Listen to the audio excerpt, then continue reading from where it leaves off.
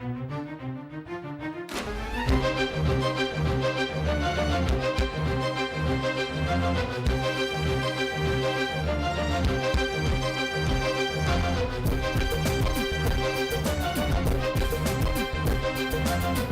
lifestyle habits require willpower and discipline, but the effort is well worth it.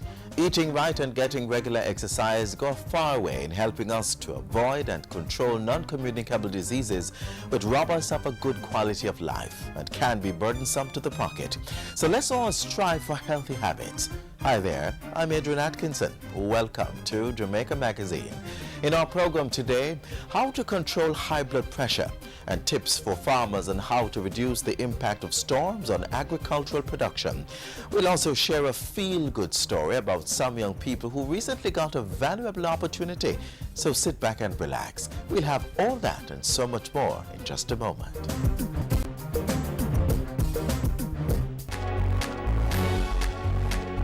Know your numbers and control the keys to a healthier heart. Know the numbers for your blood pressure, cholesterol level, blood glucose level, and your weight and body mass index. Find out the risks they represent and what you need to do to stay healthy. Talk to your doctor and start making healthy lifestyle choices to prevent a heart attack or stroke. Did you know that high blood pressure is preventable? And did you also know that it's a non-communicable illness that can be controlled by practicing healthy lifestyle habits like maintaining a healthy body weight, being physically active, and eating right? Learn more about high blood pressure in this next feature. Blood pressure. The pressure put on the walls of our blood vessels as the heart pumps blood through them. Doctors say blood pressure can be high or low, depending on how fast or slow the heart beats. Your heart rate slows down when you rest and speeds up when you're excited or worried, pushing up your blood pressure. But there are other factors that can cause your blood pressure to rise, even to dangerous levels.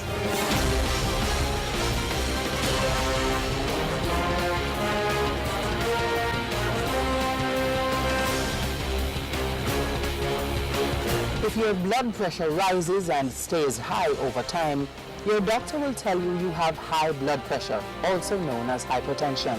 Hypertension or high blood pressure is known as a silent killer because you really don't have any symptoms. Medical experts say hypertension is a serious condition that can lead to heart disease and other health problems. The effect of blood pressure in the heart is that it affects the muscle, the left side of the heart, the left ventricle. That is what pumps the blood around the body. After it goes through the various stages, the left ventricle pumps the blood out. When we have high blood pressure, the heart is put under pressure to force the blood out much more than it would when your blood pressure was normal. And the left side of the heart gets stretched out. One of the dangers of hypertension is that you can have it for years and not know it because there are no symptoms. During this time, it can damage your heart, blood vessels, kidneys, and other organs. When we look at worldwide mortality, the single leading cause of worldwide mortality is uncontrolled hypertension. Somewhere between 25 to 28% of them never knew they were hypertensive. Unfortunately, in Jamaica, there's about 25% of our population that studies have shown that suffer from high blood pressure. But worse than that, 50% of those persons are unaware that they have high blood pressure.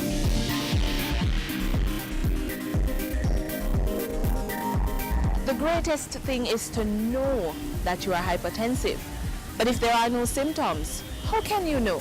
Frequent blood pressure checks, says Deborah Chen. And also, don't do it once for your life and you're finished. You really should have it checked regularly because you may be okay today and over a period of time, you know, it develops. Most of the high blood pressure, it is of unknown origin. You know, it could be that it runs in the family and so on. But there are risk factors for high blood pressure. Aging, drinking more than 2 alcoholic drinks a day for men or more than 1 drink for women.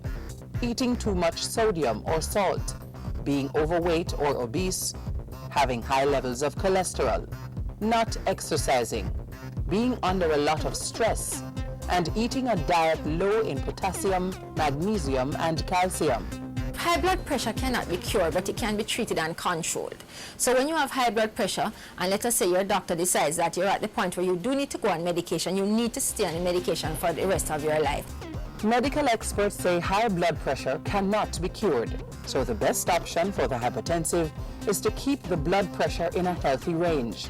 You can do that by getting your blood pressure checked regularly, eating a healthy diet, maintaining a healthy weight, staying physically active, limiting alcoholic drinks, not smoking, and preventing or treating diabetes.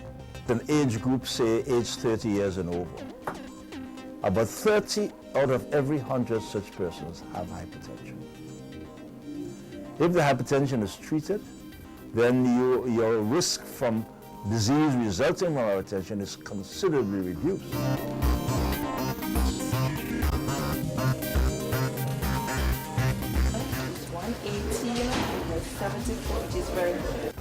The key to successful treatment of high blood pressure is making lifestyle changes and, if necessary, drug therapy.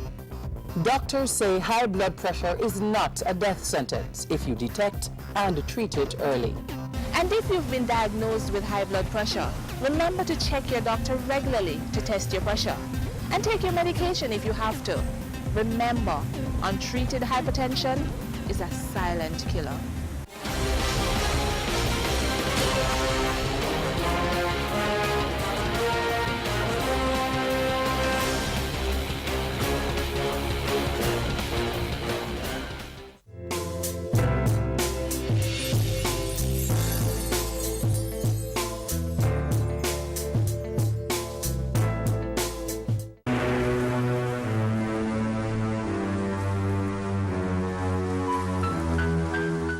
That can easily change if we allow the cutting of trees, forest fires, animal grazing, crop cultivation, or improper dwellings to destroy our forest reserves.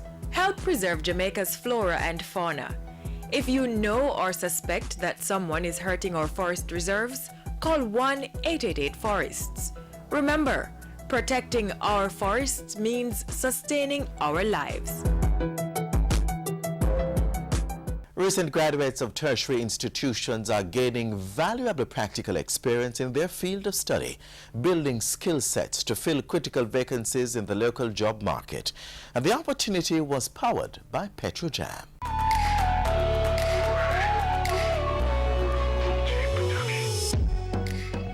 It's all too often that we hear of recent graduates seeking employment only to be rejected because of their inexperience.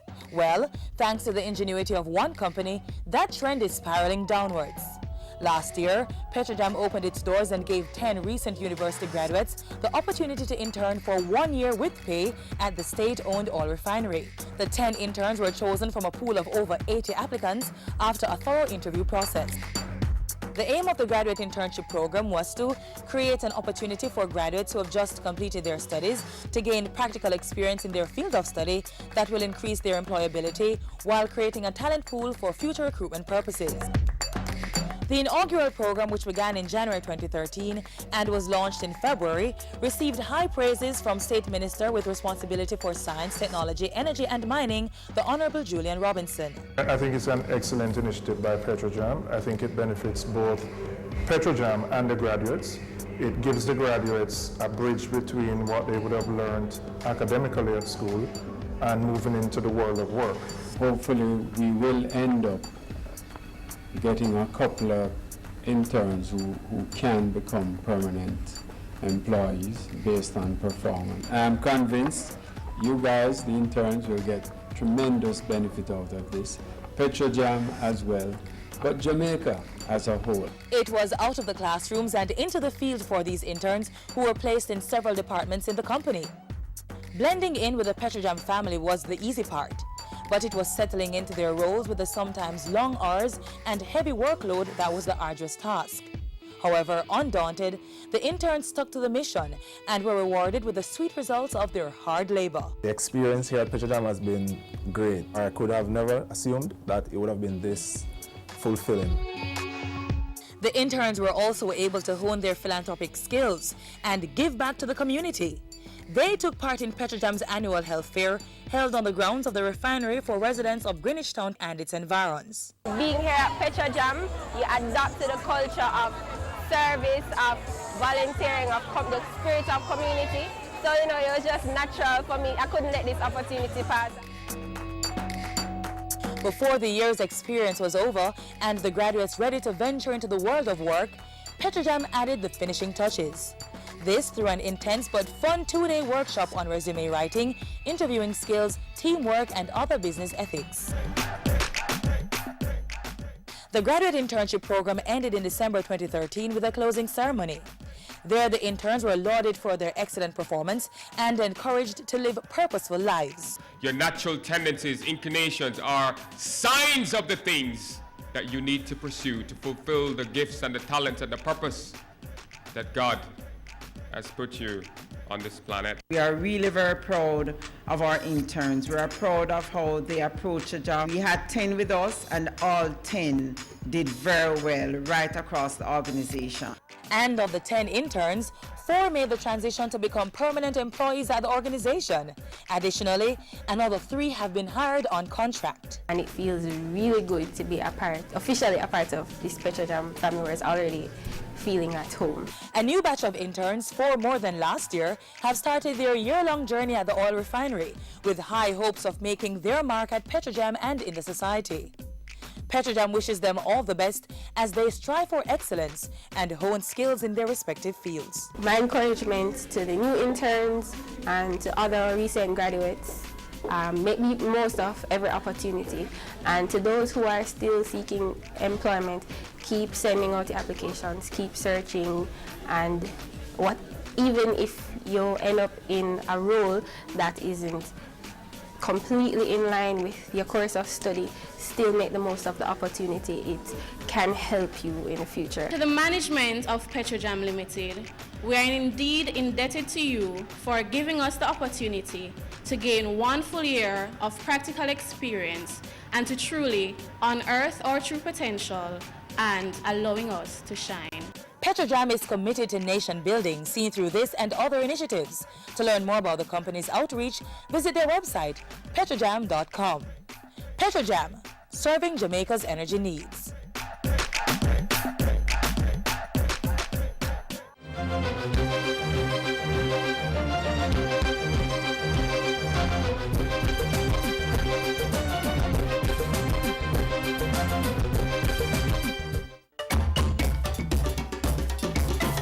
On the board this week, the Shiloh Apostolic Church of Jamaica National Youth Movement, in association with Shiloh Mass Choir, presents Praise Ablaze at the Fairfield Shiloh Apostolic Church, St. Elizabeth, on Saturday, June 7, starting time 6 p.m. The Jamaica Cultural Development Commission JCDC's annual Festival of the Performing Arts National Finals continues at the Little Theatre. Come and be entertained by Deaf Dance, June 10 to 14, Speech from June 17 to 19, and Drama from June 24 to 25. Starting time 10 a.m. each day. The Center for the Arts, University of Technology Jamaica UTEC presents its 2014 summer program under the theme Heritage in Young Hands. This will be held from July 7 to 31 at UTEC's Papine campus. The summer program is open to children 7 to 12 years old who will participate in a number of activities, including learning history through drama and poetry, reviving traditional dance forms, documenting personal and community histories through basic animation and visual arts, visits to heritage sites, and more. Contact the Center for the Arts at 322-0345 or culture@utech.edu.jm for more details. The Shekinah Foundation is asking for your support for its 2nd annual worship event on Saturday, June 28 at the Trenchtown Multipurpose Center starting at 6 p.m. Proceeds from the event will be in aid of the Shekinah at Jamaica Worship Event Foundation. For further information, kindly contact Romario Prendergast at romarioprendergast@gmail.com or call 467-1486. The Jamaica Cultural Development Commission JCDC will crown its final 3 parish queens in the parishes of Hanover, Clarendon and St. James in June. This Saturday, June 7, Hanover will crown its festival queen at the Jockey Factory in Lucy at 8 p.m. Also on June 7, Clarendon will stage its Festival Queen show at the Glenmuir High School Auditorium at 7 p.m. The final show will be held in St. James at the Iberia Star Hotel in Lilliput on Sunday, June 8 at 7 p.m. For more information, contact your JCDC parish office. Send your events for broadcast on the GIS Community Notice Board. Call 922-868-022 or send an email to cbishop@gis.gov.jm.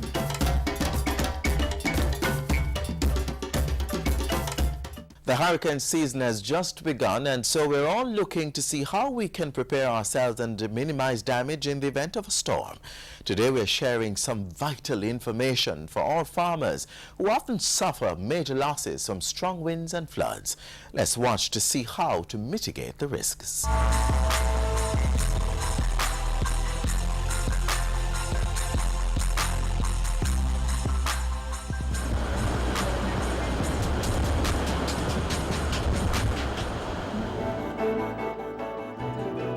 Disasters do happen and losses can be horrendous. The agricultural sector is no exception.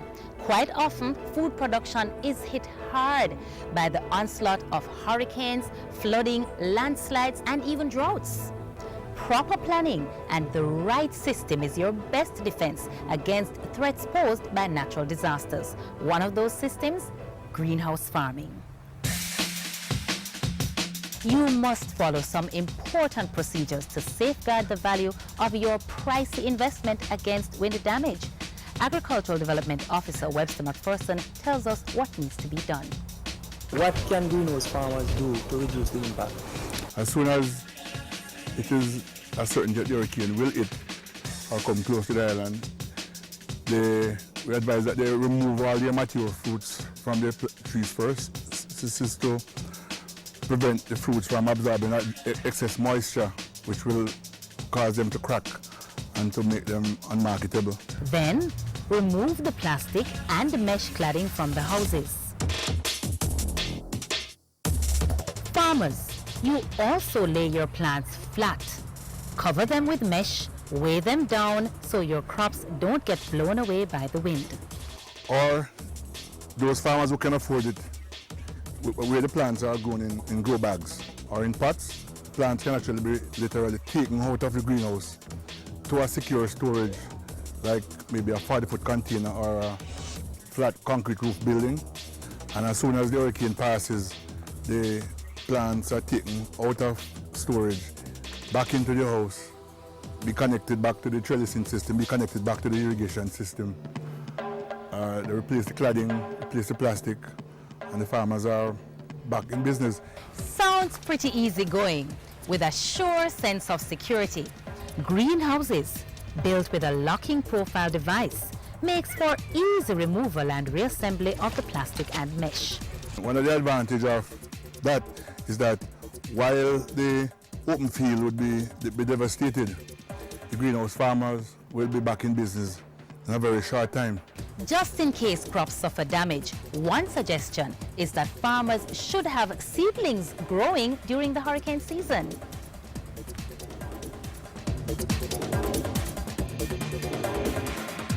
They'll be able to use these seedlings for replanting quickly after the hurricane season has passed. Usually, when the open field is devastated, you tend to have a scarcity. And the greenhouse farmers will be the only persons who have fruits if they take the necessary steps to mitigate against the damaging effects of the hurricane. And so they'll benefit from high prices. Dismantling a greenhouse like this with a crew of 6 to 10 persons could take 2 hours. Putting it back will take a little longer, take your day. This house doesn't have any welded joints, right? All the joints are connected with nuts and bolts and brackets. Welding in a greenhouse structure is a point of weakness, right? And there's a saying in greenhouse technology that your house is as strong as your weakest welded joint, because all you want to have is one joint snapping and the entire thing come down in domino effect.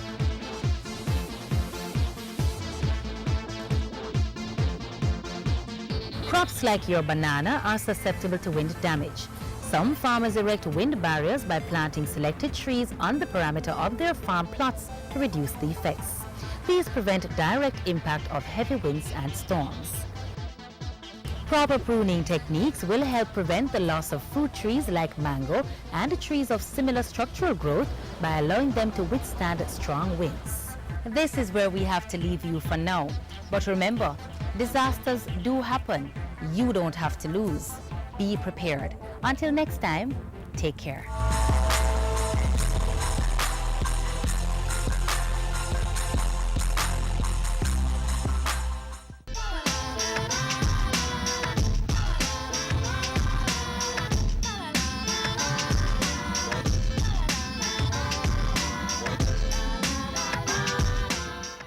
Forecasters have predicted fewer intense storms this season. While we keep our fingers crossed, we must consider what has been causing severe weather.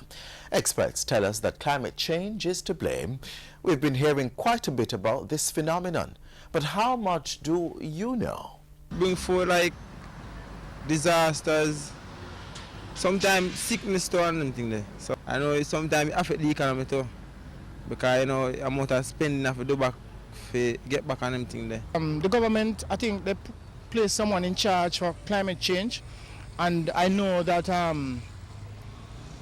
we treat the environment impacts the climate, and how we dispose of our garbage and all of that, the fumes that come from our cars. What I do know about climate change is that we as humans, we do have a lot to do with it, and our practices, example burning and whatnot, yes, it does affect us negatively.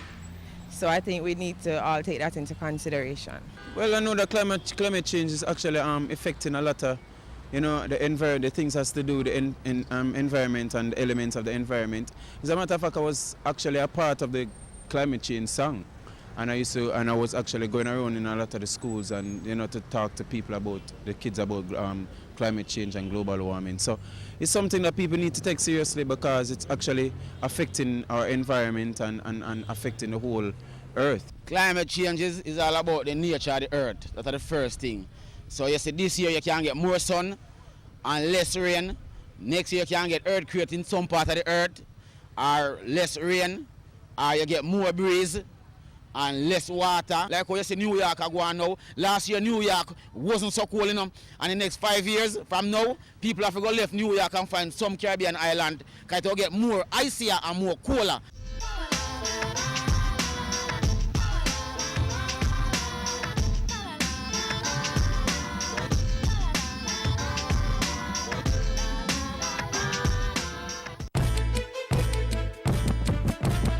Best thing right now in the country, helping youths, because pre-dismiss, it's not easy for a youth who is not working proper sum of money to send himself to art or any institution.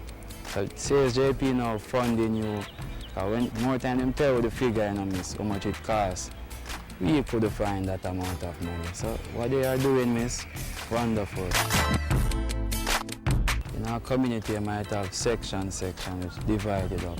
So when all of us now start to go to class together, miss, starting, you have people who are going to sit left, some are going to sit right. But you see, by weeks and weeks after, all of us just come as one, miss. You even start running both together, miss. When you start know a thing now, it's different from when you're not knowing. Because growing up, I always hear people say, don't go there, so don't go there, so. Alright, but knowing each other now, miss, you really see that it is not as our people put it at times. It is different. The Citizen Security and Justice Program, CSJP, an initiative of the Ministry of National Security, promoting peace and building communities while empowering the lives of unattached youth one day at a time. The top news stories of the week are next.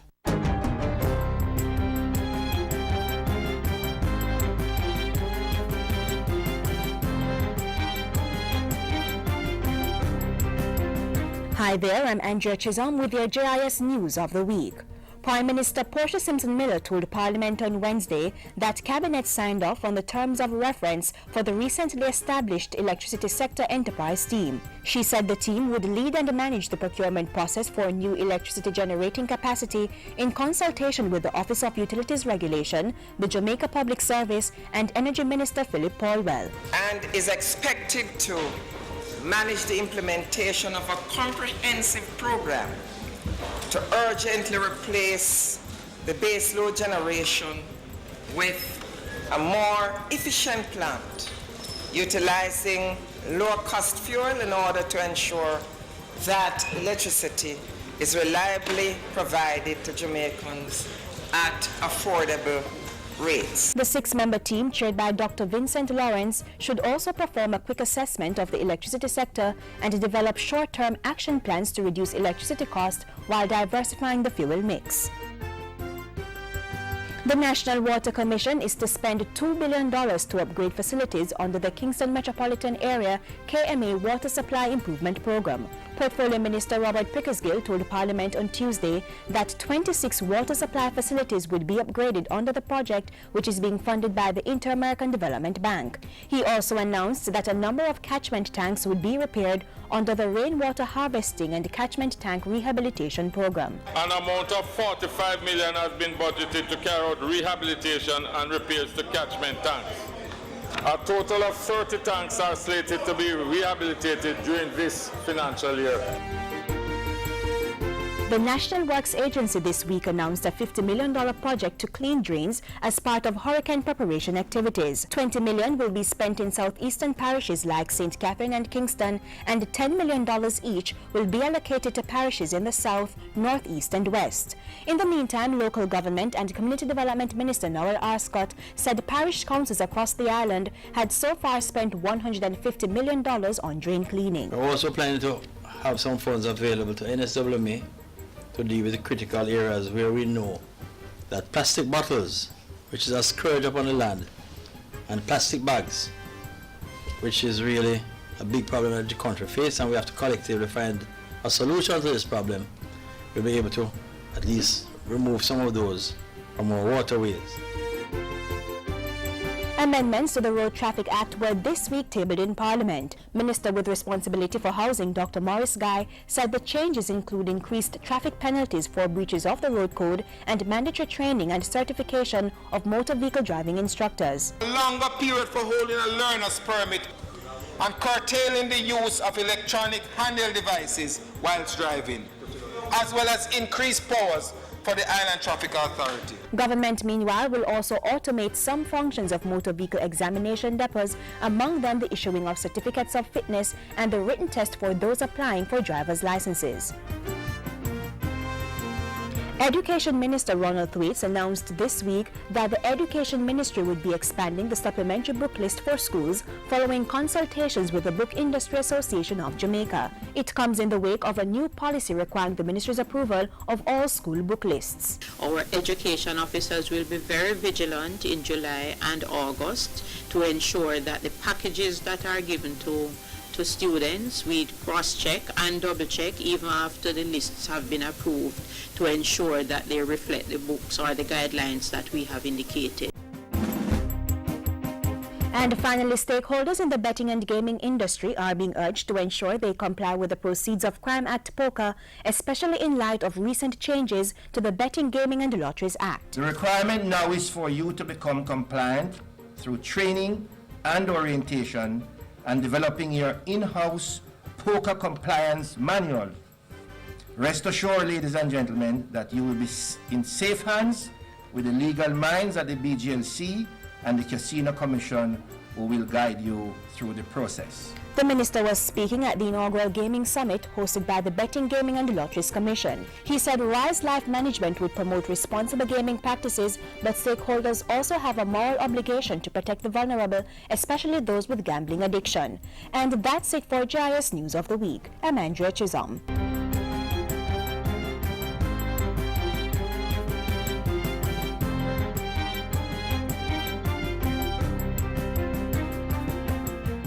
This is where we say goodbye for today. Join us again tomorrow for more useful information. Tell us what you thought of today's show. Send an email to jamaicamagazine@jis.gov.jm or hit us up on Twitter @JISnews. And our website, jis.gov.jm, remains a constant portal for the very latest government information. On behalf of the entire team here at the JIS, I'm Adrian Atkinson. Thanks for watching. This has been a production of the Jamaica Information Service, the voice of Jamaica.